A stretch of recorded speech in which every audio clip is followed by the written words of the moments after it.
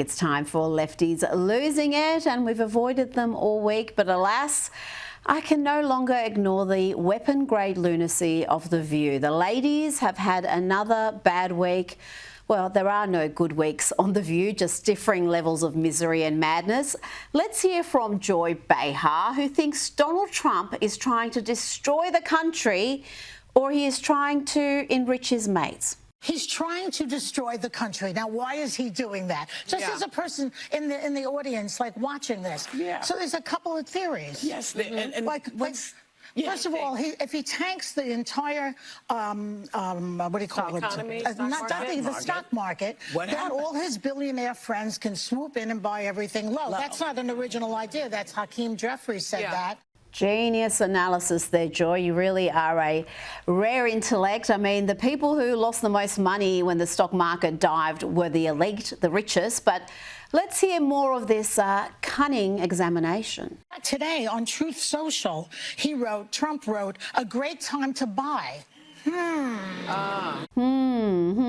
Yes, he did. And you were free to follow that sage advice, Joy. Plenty of folks did. Plenty of folks didn't panic and held on to their investments. And yes, the markets had a bumper day. The S&P 500 soared 9.5%, its biggest gain since 2008, while the Dow Jones Industrial Average jumped up 7.9%. How does that go with your analysis of Trump wanting to destroy America? Or this next bit of lunatic supposition? People are starting to get mad. Well, that's good. Yeah. You want them to get mad. But how mad will people get, and how broke will people get, and how many jobs will be lost?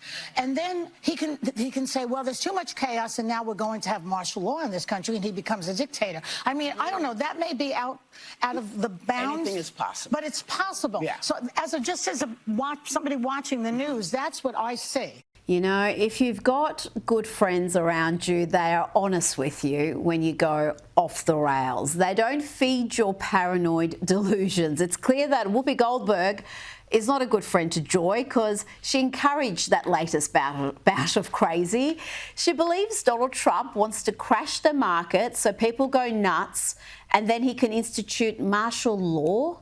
Okay, I'll tell you who else has had a rough week. It's the worst vice presidential candidate in history, Tim Walz, aka Tampon Walz, Tampon Tim, a name he earned for putting tampons in boys' restrooms in schools across his state. Well, here he is in the Minnesota Capitol being booed by veterans, and for good reason, because Tampon Tim's other nickname is Stolen Valor Walz. Welcome to the Capitol. It's great that sir, you're welcome to come. Let me finish. Let me finish.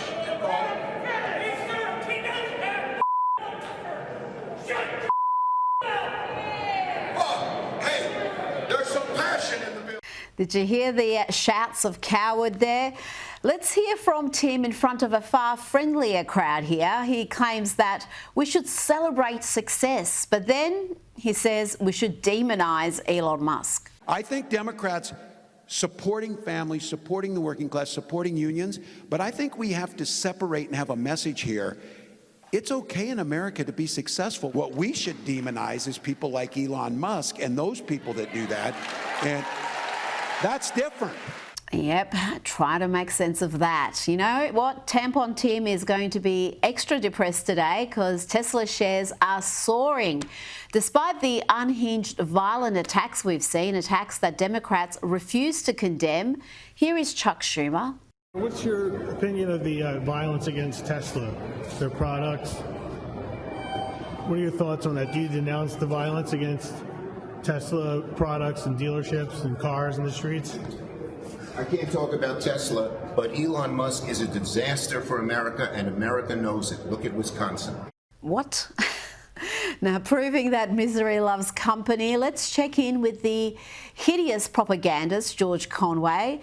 Remember when he was feeling joyful and gleeful? He was emboldened, defaming Donald Trump, believing that these sham trials were going to make Donald Trump unelectable? He's a deeply disturbed, a deeply morally bereft human being who has no conscience, has no morality, has no empathy, has no remorse, and is sadistic. Ah, those were the days for George, but those heady, delusional days are well and truly over.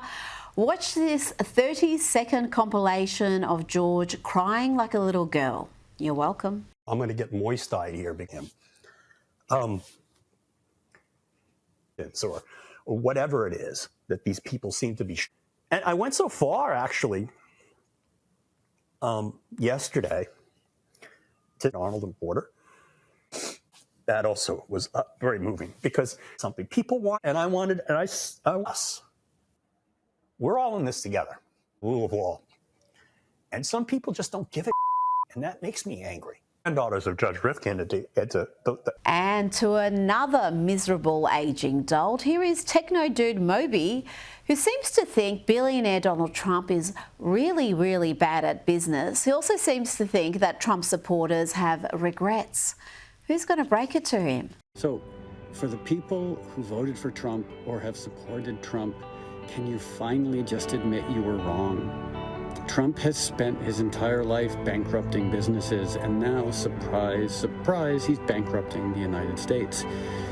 So look, we can move on, but if you supported Trump or voted for him, just please, finally, now, just admit you were wrong. Now let's end with more weapon-grade crazy from a host view. Sunny Hostin shows she can be just as irrational and race-obsessed away from the View desk as she is on it. Here she argues that many blacks and women will not be able to participate in the democratic process if we have voter ID laws. Don't have cars, don't have driver's licenses. So it's sort of a vestige of, I think, post-slavery laws where black people had to prove their right to vote, and oftentimes they couldn't vote because they couldn't pass some crazy test or they didn't have the appropriate ID. It also affects women that are married. Maybe your passport reflects something that's different on your birth certificate or on your driver's license. So really the bottom line is voter suppression. And I agree with him 100%. It's a brilliant notion that less voter ID laws allows more people to vote. Only problem, Sunny, is that we don't want more people who are not eligible to vote. And how bigoted of you to suggest that black folk and women don't have IDs. That's what they mean by the bigotry of low expectations. The US-China trade war is well and truly underway, with the Trump administration determined to bring the CCP into line. And though much of the corporate sector is thinking in the short term and worried about daily share market fluctuations, there are business leaders who want China to pay. Here is Kevin O'Leary on CNN. 104% tariffs on China are not enough. I'm advocating 400%. I do business in China. They don't play by the rules. They've been in the WTO for decades. They have never abided by any of the rules they agreed to when they came in for decades. They cheat, they steal IP. I can't litigate in their courts. They take product, technology, they steal it, they manufacture it and sell it back here. Never has an administration... 400% tariffs? What would that look like? I want Xi on an airplane to Washington to level the playing field. It's just not about tariffs anymore. Nobody has taken on China yet, not the Europeans, no administration for decades. As someone who actually does business there, I've had enough. I speak for millions of Americans who have IP that have been stolen by the Chinese. O'Leary understands what Trump understands, indeed what Trump has been saying since the 1980s and what he campaigned on. None of this should be a surprise. Tariffs are a powerful tool, and when it comes to China, it's time to make them pay. You may not like his style or his rhetoric. Finally, an administration that puts up and says enough. 400% tariffs tomorrow morning. He'll tell you why. Xi can only stay the supreme leader if people are employed. If we wipe out any business there, because we are still 39% of all consumables on Earth and 25% of the world's GDP, America is the #1 economy on Earth with all the cards. We will not have that forever. It's time to squeeze Chinese heads into the wall now. Joining me now is Newsweek Senior Editor-at-Large and Article 3 Project Senior Counsel Josh Hammer. Josh, China does steal IP, it cheats, it acts in bad faith, it uses economic coercion, and no other economy in the world but America is powerful enough to take them on.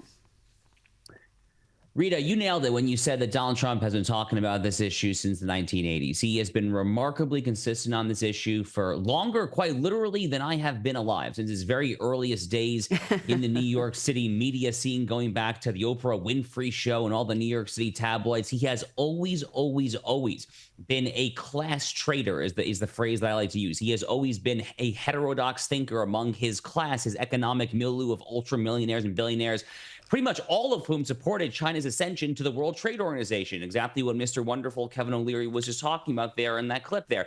The billionaires all thought that China being part of the global economy, you try to westernize them, all these various shibboleths and platitudes, such as this notion that economic liberalization will help lead to political liberalization. Well, how the heck is that working out? Yes. I mean, we saw what happened in China during the COVID-19. It's not exactly a politically liberalized country there. It's an authoritarian country in every which way of the term. So Donald Trump, again, now in his second term, has the opportunity to actually act on his 5-decade-long, sincerely, consistently held views when it comes to tariffs and trade with China. And thank God he's doing it. He became the first president in his first term. Just go back then, he was the first president since Richard Nixon went to visit Chairman Mao Zedong in Beijing back in the early 1970s. He was the first president to try to reorient U.S.-China relations. He was very successful. It was a very underappreciated part of his first term in office. Now he's just trying to finish what he already started. Frankly, he's trying to finish what he started talking about, again, 5 decades ago or so. I'm all in for the trade war with China. Reasonable minds can vary, I think, on perhaps some of the other tariffs in other countries there. But the China stuff, I am all freaking in, Rita. I think the American people are too. You are so right also about the economic liberation was supposed to lead to political liberation. That was the lie we were all sold. We were told that this was going to help China become a great democracy. And of course, none of that has happened, and they have just extended their influence throughout the world. Now, much of the media is presenting Donald Trump's latest move as a capitulation, but White House Press Secretary Caroline Leavitt, she pushed back on that narrative. Many of you in the media clearly missed the art of the deal. You clearly failed to see what President Trump is doing here. You tried to say that the rest of the world would be moved closer to China when in fact we've seen the opposite effect. The entire world is calling the United States of America, not China, because they need our markets, they need our consumers, and they need this president in the Oval Office to talk to them. And Treasury Secretary Scott Bessent says this was always the strategy. This was his strategy all along, and that you might even say that he goaded China into a bad position. They responded. They have shown themselves to the world to be the bad actors, and we are willing to cooperate with our allies and with our trading partners who did not retaliate. It wasn't a hard message. Don't retaliate. Things will turn out well. Josh, how do you see it? Did Donald Trump react when he saw rates on 10-year Treasury bonds falling and he changed course, or was this always part of the play? Well, it's very hard to say. And his administration is very divided, even to an extent, on the tariffs. I mean, we've seen Elon Musk is using some, shall we say, choice verbiage to talk about Peter Navarro, who's the pro-tariff, pro-industrial policy economic advisor to President Trump. So, I mean, even his own cabinet is divided. Scott Bessent, who now is kind of saying a lot of this, apparently behind closed doors, he was actually a bit of a skeptic himself. But again, Donald Trump really does believe in tariffs. But here's what Donald Trump also believes in. He also believes in taking a very strong negotiating tactic and then forcing the other side to the table. I think back to his comments just 2 months ago at the White House talking about how he thinks the United States might take over Gaza one day. Does he actually think that the United States is going to take over Gaza? Maybe, but maybe not. I mean, that's another example. It's a very, very strong opening position, just trying to bring other people to the table. It really is just the art of the deal. I mean, this is how deals get made. You take a very strong opening position. You basically scare the bejesus out of your opponent there. It kind of helps also when you're perceived as a little bit of a madman. I mean, Richard Nixon, back when he was president, they called this the madman theory of foreign policy. No one knew what the heck Richard Nixon was going to say or do on the world stage.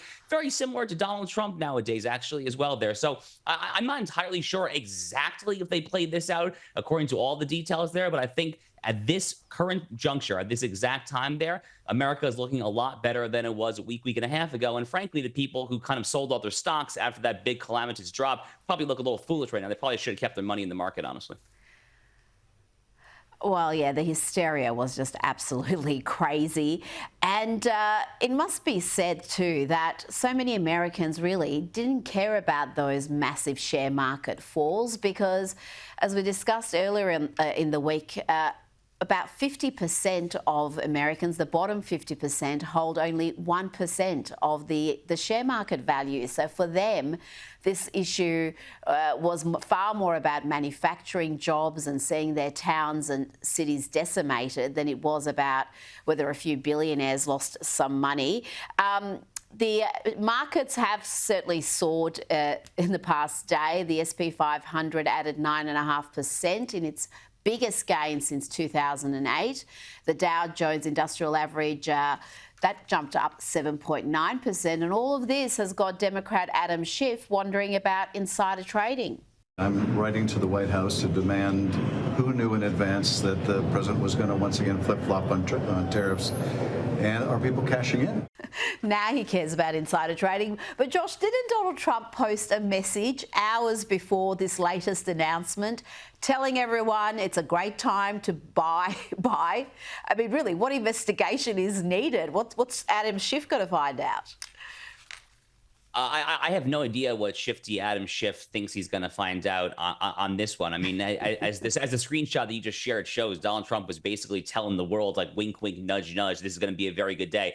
By the way, it was very easy to see this coming. I mean, at least in my circles here in America, most of us thought that something like this was going to happen at some point this week. I think a lot of people thought that this was not necessarily going to continue at that rapid pace, this kind of bull charging right out of the gate, this style for the next 2-3 months. I mean, something clearly had to change. Again, there were a lot of signs in this. Even Donald Trump's cabinet was not exactly thoroughly pleased on the same page there. So we knew that something was about to change.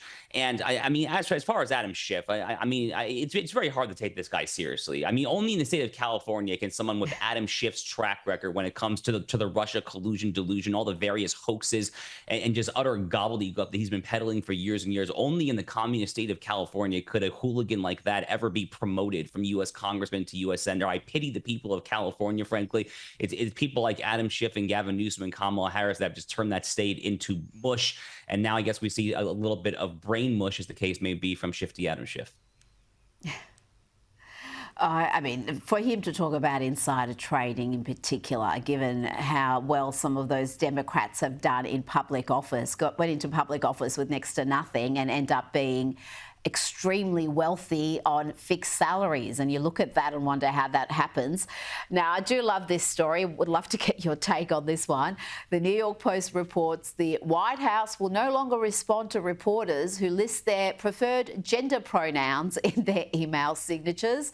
White House Press Secretary Caroline Leavitt has said that she doesn't respond to journalists with these sorts of pronoun announcements because, and I quote, it shows they ignore scientific realities and therefore ignore facts. That's very excellent logic as far as I can see, Josh. I love it. I mean, I don't just like it. I love it. I mean, this is frankly very similar to what they did to the Associated Press when they basically kicked them out of a certain area of the White House briefing room for their inability, or the refusal, I should say, to adopt the nomenclature Gulf of America instead of Gulf of Mexico there. And look, there's a lot of people saying this is an attack on the freedom of the press. It's not an attack, okay? It's not an attack whatsoever, because these stupid gender pronoun journalists can still publish whatever idiocy they want to on their poorly read, poorly disseminated, and poorly rated blogs. They can write whatever they want. The point is, you're not going to get a question there. Guess what? You don't have a First Amendment right to have the White House press secretary ask you a question. I mean, that's an insane notion. Anyone arguing that should probably go go find another job because you're not very good at this whole journalism thing there. But this is what this White House is doing. They're not messing around basically any which way you look at it. When it comes to foreign policy, when it comes to the trade issue, obviously, as we've been discussing there, when it comes to immigration, the ICE raids, on issue after issue after issue, going up to and including the literal way they actually run this White House, they're not messing around. They learned their lessons the first time around, Rita. The first Trump White House was beset by a lot of internal coups and dissidents and outside actors who are just trying to basically subvert the entire edifice. They've learned their lessons, though, and we see that very much now this time around. We absolutely do. It seems like everyone is on the same page and fighting for the same side. Just one last thing. We're seeing this 90-day pause. Australia, I think, is in a fairly unique position. We have a trade deficit with the US. So we're one of the very few countries in the world that has a trade deficit. We don't impose tariffs. Do you see an advantageous outcome for us after these 90 days where perhaps we might be exempted completely from any sort of tariff? Rita, my unsolicited advice to the president and his economic advisors, a country like Australia, in my view, should not have any tariffs. I mean, Australia is an obvious ally of the United States. Australia is very useful to the United States, frankly, when it comes to containing America's own enemy, China.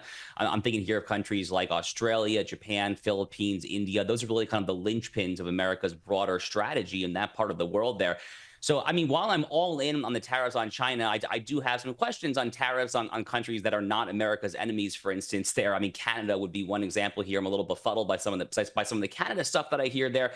But I think I would personally like to see a world in which Australia and the United States do not have any tariffs, that there is free and fair trade between our two respective countries there, especially given the fact that, as you said, Australia as a wealthy country actually has a trade deficit with the United States, which it really is actually quite rare. It is very rare indeed. Josh Hammer, thanks for your time.